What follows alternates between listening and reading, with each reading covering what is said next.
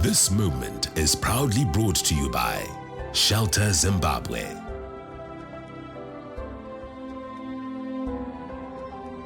Shelter Zimbabwe.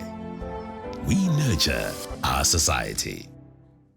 Good day, viewers. My name is Rufaro Wojeri. Welcome to another episode of Real Estate Matters. And with me is Shelter Incorporated's Managing Director, Mr. Mende. Mr. Mende, welcome back to the show. Thank you for having me, and greetings to the viewers. Welcome.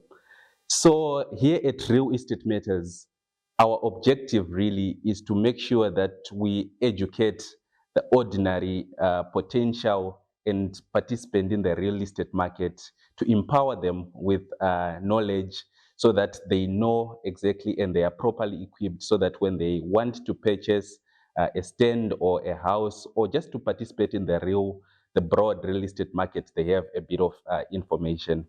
So, Mr. Mende, it's quite an interesting time in Zimbabwe, especially concerning real estate. The numbers are telling us that the real estate market is growing. The construction market is growing.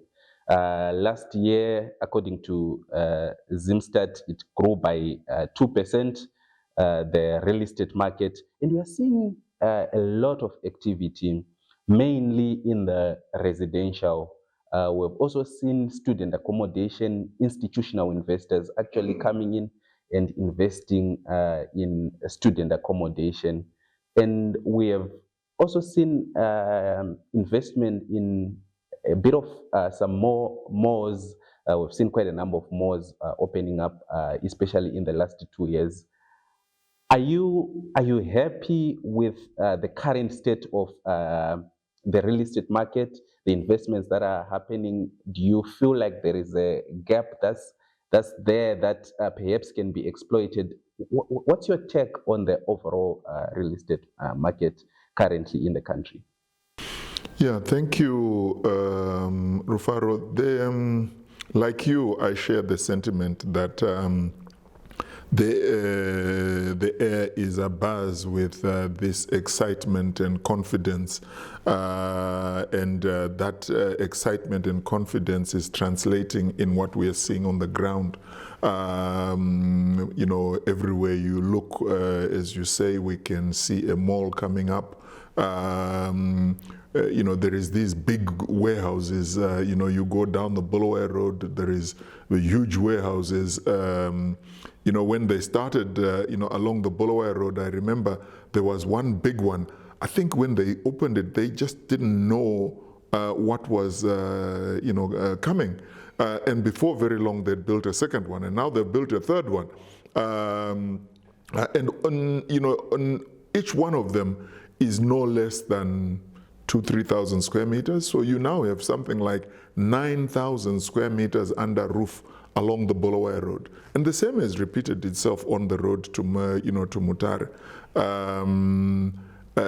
And you go on the road to Domboshava, as at the Heathcliff turnoff. The same is coming up there. So yeah, there is a lot of excitement, a lot of buzz.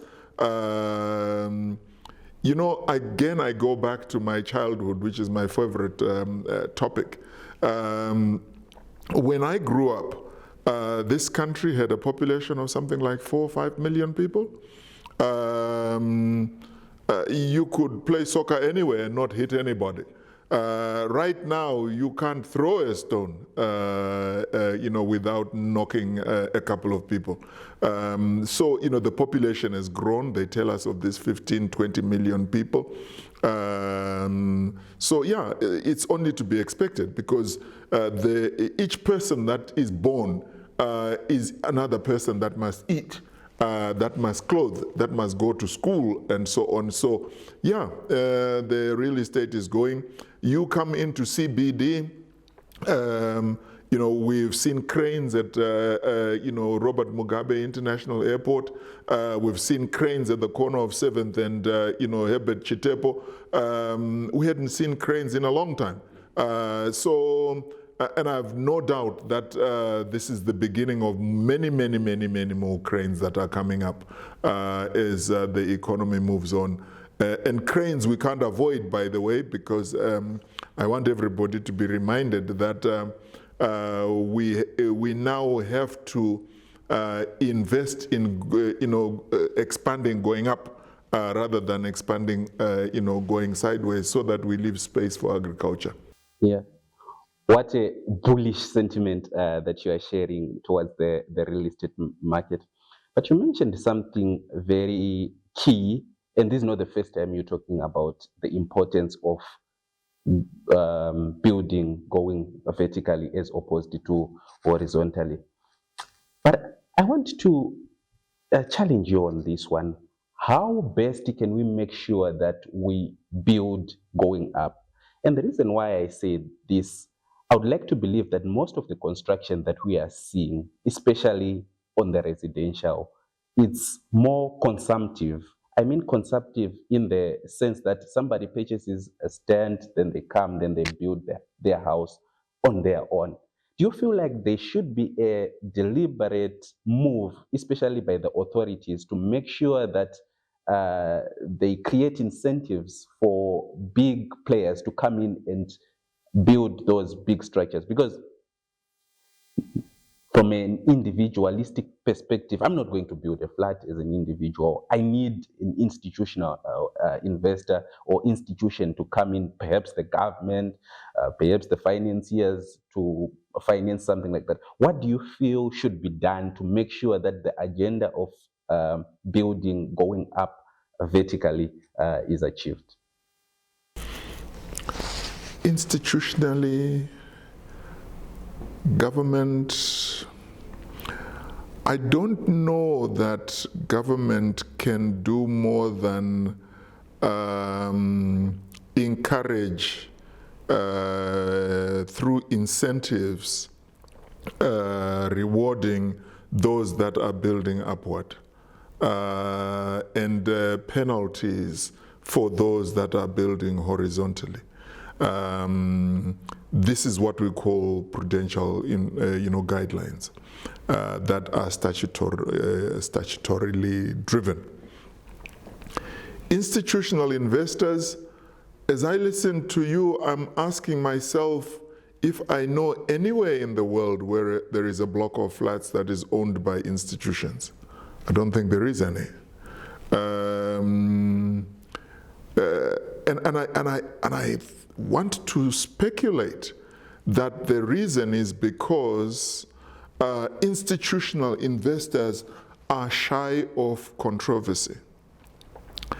And flats by their nature give you multitudes, and multitudes bring controversy. So from that perspective, I can perhaps understand why your institutional investors have not come there. You look at Johannesburg, you look at New York. New York is synonymous with Donald Trump, an individual, although by size he's probably an institution, but certainly not an insurance company. You go and look at you can't look at Europe because the kind of flat that you see in Europe is kind of conservative and may not lend itself to what we are accustomed to. For us, flats are 4-story, 10, 15, 20-story. If you go into Asia, you go into China, you don't want to go there. A block of flats will probably be 100 floors. That's what I would say. Government giving incentives, government coming up with penalties, but society will also, the business community, the individual investor, the entrepreneur will see this opportunity and will grab it and run with it. We have seen the installment by institutions in the form of a bank that has gone into student accommodation. I don't know if they will continue. If you look at South Africa, this is being done by individuals again. Around most of your tertiary institutions in South Africa, you have your Rufaro, Jerry's, who have gone in and done that. But in South Africa, there is an incentive that is given by government. Government, take a part by giving you tax holidays, discounted interest rates, and the incentives on access to land.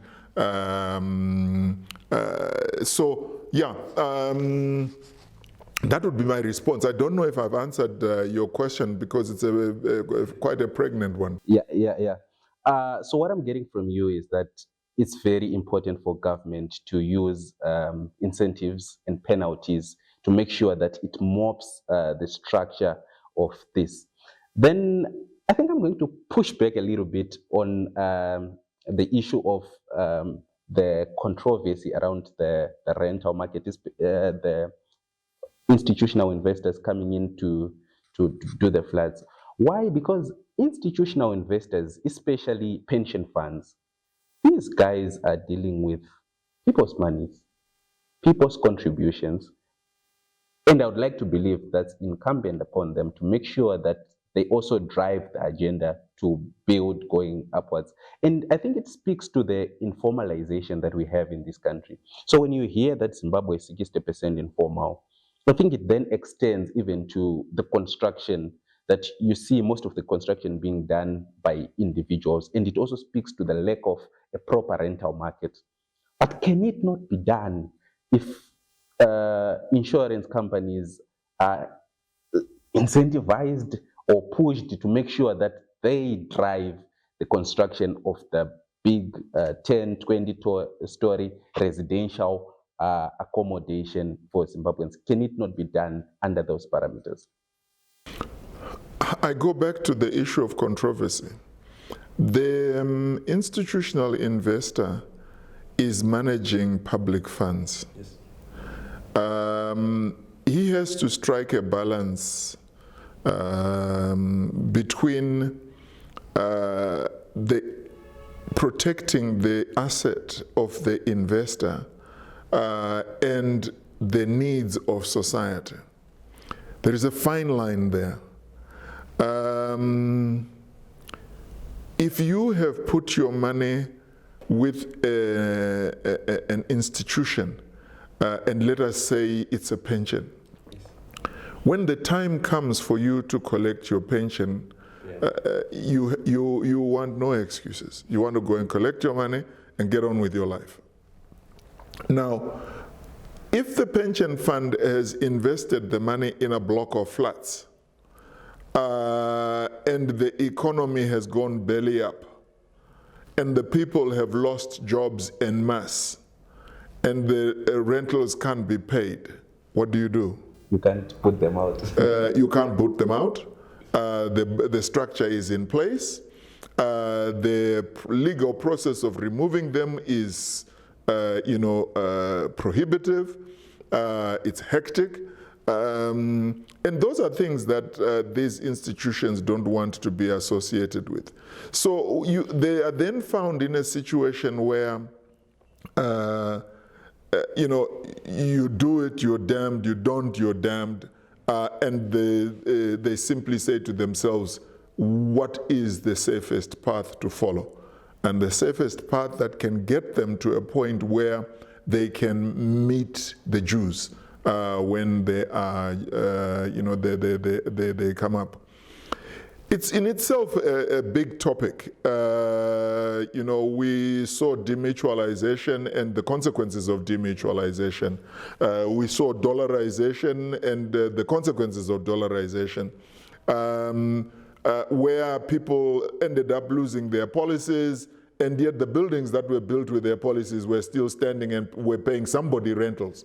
We saw this Justice Smith Commission come with a conclusion, and right now that commission's report is gathering dust somewhere in somebody's office. So, these are the challenges of the realities of society. How do you strike a balance, and how long is a piece of string? Yeah, it's quite a catch-22, and so then it becomes incumbent on government and other companies, perhaps that don't have such obligations as those with your big institutional pension fund, kind of, to make sure that they drive the agenda to build vertically. Because looking at Zimbabwe's population demographics, you find that the bulk are the young, those who have just started working, and perhaps they really don't afford to start by just buying a house. They want to do it in phases. We talked about the issue of the mortgage market, which is also a problem on its own. So just trying to figure out how best that can be done then becomes a challenge. But I want us to talk about the whole process of an individual who has just started working, probably earning in the median range of the salaries. You're just coming straight from college. How can you start thinking about making sure that you build wealth for yourself in terms of securing a property? Is it something that's feasible and practical, considering the current Zimbabwean economic situation today? Zimbabwe has written its own story, in my view, and it's embedded in its culture that is peculiar to itself. The culture that we've spoken about on this platform, where we say housing is a culture in Zimbabwe, like education. Families go without in order to send a child to school, in order to have a roof over their heads.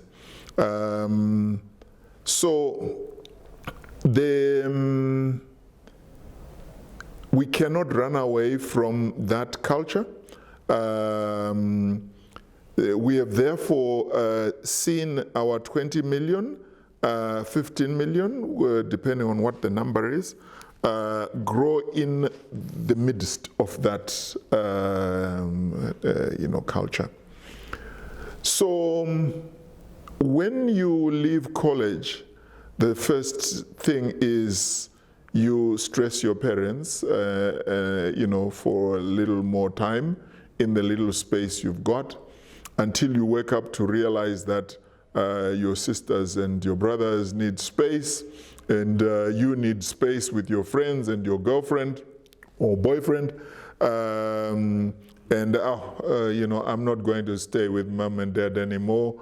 The next is you go next door, and because they don't have as many children as your parents, and you take a room there, and it won't be long before you are harassed because of the time you come back home. How your new boyfriend or your new girlfriend, doesn't greet the landlady and landlord. How you bought a new car, and it's you're showing off, so you have to move again, and you go into a flat, and in that flat you can't deal with the kids in the corridor that are playing football. When you want to read a book because you are advancing in your qualifications and studies. So, nature keeps pushing you, and then you go and have to find a place. In this whole process, we are reminded of the need to have a culture of savings. So the day you start with your mom and dad, you must save a penny or two. The day you go and lodge, you must save a penny or two. The day you go into a flat, don't go and rent a big, huge place, because a flat is never going to be yours, particularly where it is rented. You must save a penny or two, and then go and begin your own home. The culture statement of Zimbabwe that I've spoken about is very rich. You go out and you buy a stand. And there are many entry levels in stands. You can go and buy a piece of land in a village. You can go and buy a stand in the low density, middle density, high density suburbs, depending on your pocket. And I always tell people about my brother-in-law who left university and bought a stand in Glenview. He stayed with the parents, and then went, in step with the others into the avenues and rented a flat. Didn't quite see himself fit in Glenview with his pretty new girlfriend that was, bling bling, so he sold the stand in Glenview. But guess what? It had gained value, and with it, he was able to deposit a house in Mount Pleasant. And so he moved slowly. So, there are many ways of doing it. There is also another way which says you go and build in Glenview, build 2, 3, 4 rooms. They'll probably cost you 17,000, 25,000, depending on the time at which you build. You sell it down the road, and you probably walk out with $35,000, $40,000. And you go and buy in Southerton, and then from Southerton you go into Adbeni, Arcadia. From there you go into Mount Pleasant until you get to Borrowdale. Yeah, but what I get is with the reality on the ground with most of the school leavers, I think perhaps they might want to push back on that whole idea. They feel like just getting into real estate, it's a non-starter altogether. But we're going to take a quick break. After the break, I want to ask you this. What advice would you give to the young Zimbabwean who has just started working? Especially, you talked about the issue of striking a balance between rental money and saving. What proportion of rental versus what you are saving? Is there a yardstick that you should say your rent should never exceed this percentage of your salary? We'll talk about that after the break. This moment was proudly brought to you by Shelter Zimbabwe.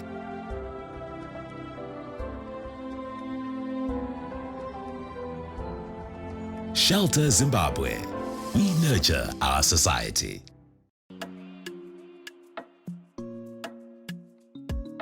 A very small % of smart people can predict what the future holds and invest wisely. Investments that guarantee a secure future and generational wealth. Real estate is one investment that can never go wrong, especially when dealing with a tried and tested company. As Shelter Zimbabwe, having been in the property development business for over 3 decades, we derive satisfaction in giving our valued clients smart housing solutions, providing modern and sustainable built-up residential spaces of unsurpassed quality. Be a smart investor. Discover and experience the joy of owning a home. Yes, where others see just land, we see not only homes, but a lifestyle so desirable and worth living. A redefinition of urban living in a modern, urban, and serene environment. Witness the beauty of a worthwhile and secure investment by a team which brings it all together and dedicated to achieving extraordinary results. With us, you can get a service stand where you can build your dream home to suit your unique taste and style, as we offer an assortment of high, medium, and low density housing options. We are there to create endless possibilities. Our ultimate desire being to build homes specifically designed with you in mind, to give you the luxury and comfort you deserve. With 1-bedroom apartments for young professionals, 2-bedroom apartments for growing families, and spacious 3-bedroom apartments with ample space for maximum expression. At Shelter Zimbabwe, your dream home is just a step away.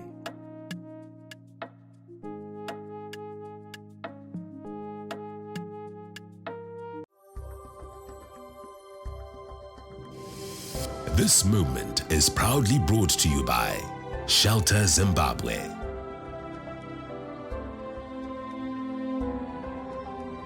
Shelter Zimbabwe. We nurture our society. Welcome back, viewers, to Real Estate Matters. Before the break, Mr. Mende, I'd asked you a question in terms of what advice would you give a young professional who's just started working in terms of the proportion of a rental, the maximum that you should pay? So, for example, if you're earning $100, is there a number that you say never get into an apartment or a place that costs you this? And which percentage should you start saving towards perhaps looking at getting a stand or a house? My own view from experience is that one's income must be split in 4 pieces. You must not exceed 25% on yourself, which is your food, and you must put aside 25% for your savings. And when you get to this point where you are on a mortgage, your mortgage must not exceed 25%, which implies that your rental must also always be way below the 25%, because as soon as you get into the 20% mark, you're buying a property. So your rental, I would say, has got to be in the 10% mark. If you start seeing it heading for 15%, then you have to know that the time has come for you to begin to make sure your savings are ready for you to go and buy your own and service your own mortgage. If it's not servicing your own mortgage, brick by brick, I guess, as we are told, you build your own home, 1 room at a time, until you finally got a whole house to yourself. That would be the way I would look at it. But you have to remember, you're talking to a man of old age who comes from old school, and income levels may be different to what they were when I grew up. But you know, I am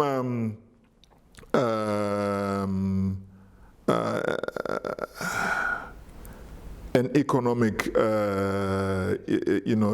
addict, and I believe strongly that some of these yardsticks don't move. It doesn't matter where you are.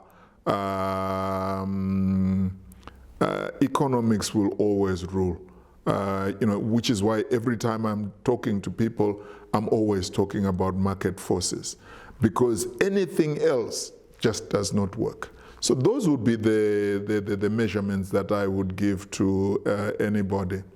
Don't go out there and get too excited with your newly found girlfriend or boyfriend, and take them out every night and go with your friends every weekend to drink and whatever.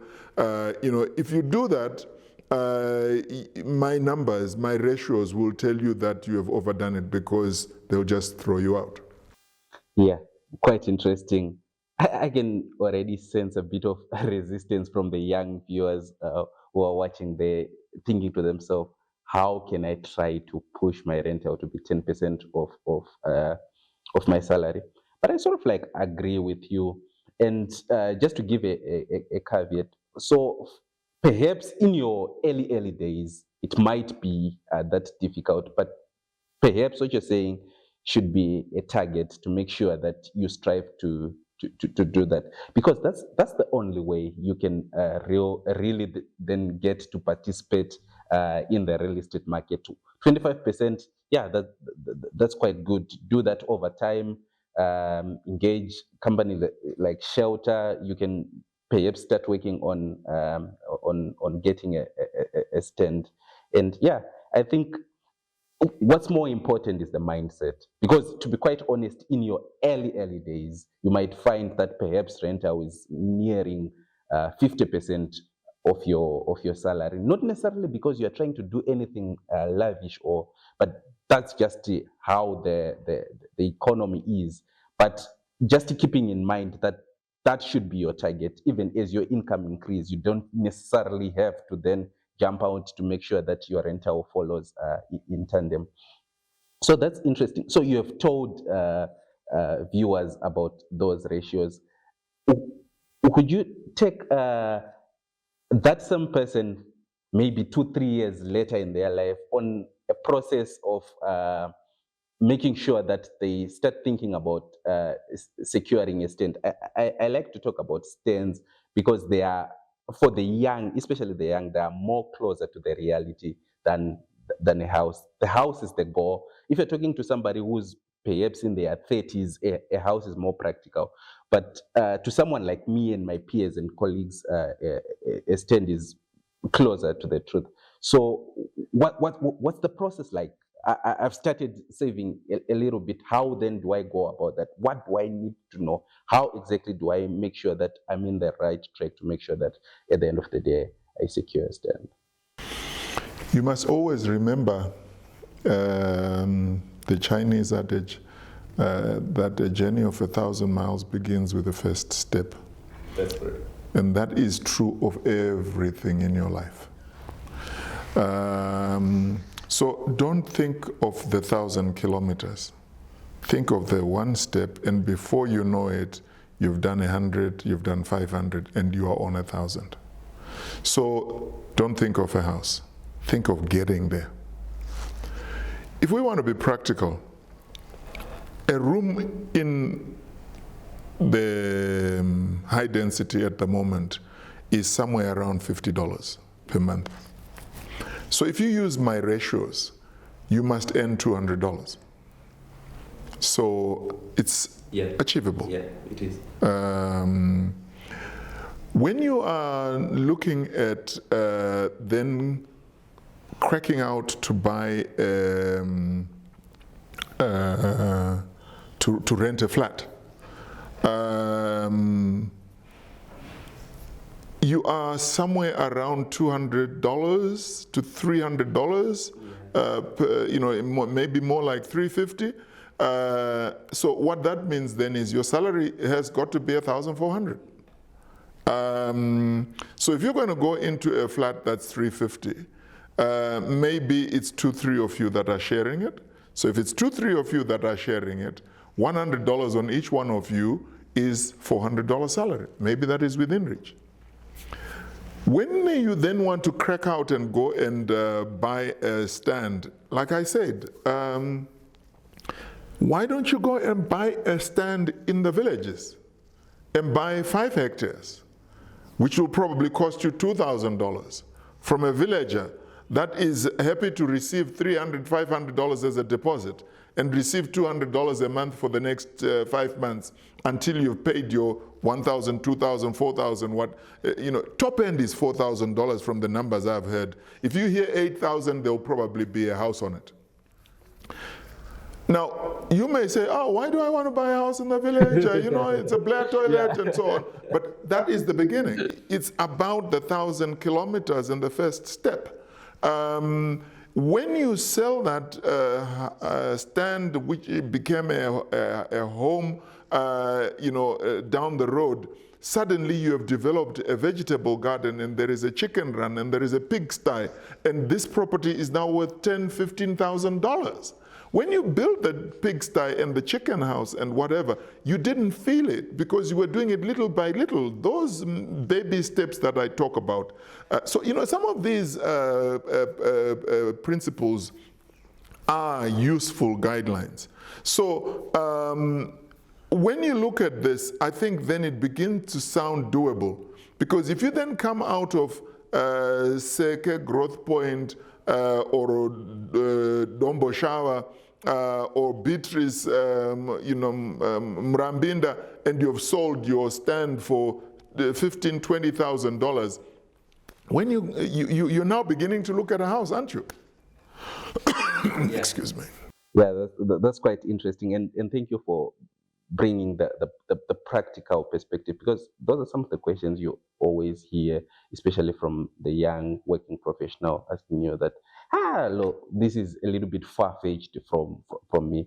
But yeah, thank you for that breakdown. Taking a bit of a switch from that to the state of the housing market in Zimbabwe, looking at it from the construction side. Are you happy with the way we are building in Zimbabwe, especially taking into account this war drive to go green and make sure that we build using the most ecological material? Do you feel like Zimbabwe is there yet? Are we doing it right? Or perhaps there are some of the things that we need to look at. I've seen solar energy being embraced. It's one of those things. Do you feel like we are there yet, or there's still a huge gap that needs to be addressed in as far as Zimbabwe is concerned? Zimbabwe is miles ahead of many of its peers in the region. So for me, Zimbabwe is the role model. Zimbabwe is on the right track. In a previous program, we spoke about being a landlocked country, and we spoke about the building specifications. These are things that I will continue to knock the table about, that the powers that be find time to look at for the benefit of our people. When you look at ecological, it's a difficult discussion because your primary material to build a home is bricks, and that and the environment are not very friendly, because to make a brick you have to dig in the ground and extract sand. But one is saying that brick is beginning to talk. The environment is beginning to talk to you, because it's now saying 1,000 bricks is now $150. You can get it cheaper if you mold them in the village, but even that is at somewhere around $45. So those that are listening, which should be all of us, must be interrogating bricks. And how do we get a wall without having to injure the environment? If you go to the United States, the building has spoken to them, and their wall is now out of timber. So at least you're no longer having to dig the ground, and you can always grow a tree and replace a tree. It's a direction we will have no choice but to follow. If you look at, I was driving down the road the other day,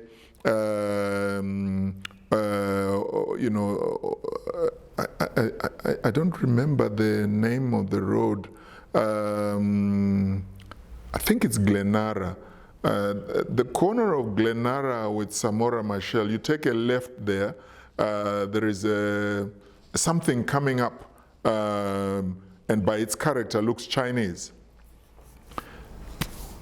Those guys have been building there for no more than 3 months, and what they have put up is amazing. They're almost finished. And you could see how they simply looked for a way of building the frame, and then they came in with boards, and they had walls. We have to go in that direction. Interestingly, we have it in our legislation in this country that there is nothing wrong with timber-framed houses. We just don't practice it. And the reason we don't practice it is because we come back from the days of heavy politics of 1963, when people were stoning houses and burning houses. But even that is nonsense, because timber-framed homes can be treated. This is why the United States is full of them. Canada, despite their cold weather, is full of them. They can be treated so that they do not, the walls are fire resistant. So yeah, this is something that we have to do. But we have many things in legislation, and people have got other things to do, and they don't get to the page. Yeah, quite an interesting discussion, Mr. Mende. And I hope for the viewers out there, they have gotten to understand, especially the young ones like us, how you can start the journey of 1,000 miles with a single step. Wherever you are, try to make sure that you are guided by the ratios that you talked about, and think more about the future and start doing. And it's interesting that you highlighted that we actually have the legislative framework in Zimbabwe to look at alternative ways to build that are more environmentally friendly, ecological, but it's not something that we are willing to perhaps consider, and it's a discussion that we need to continue to have. It was an exciting episode talking to you, Mr. Mende. Thank you very much. To our viewers out there, we really appreciate your feedback in terms of comments on Twitter, on YouTube, and on Facebook. Keep them coming. We'll continue to read them over the show, those that we can. Until next time, take care. This moment was proudly brought to you by Shelter Zimbabwe.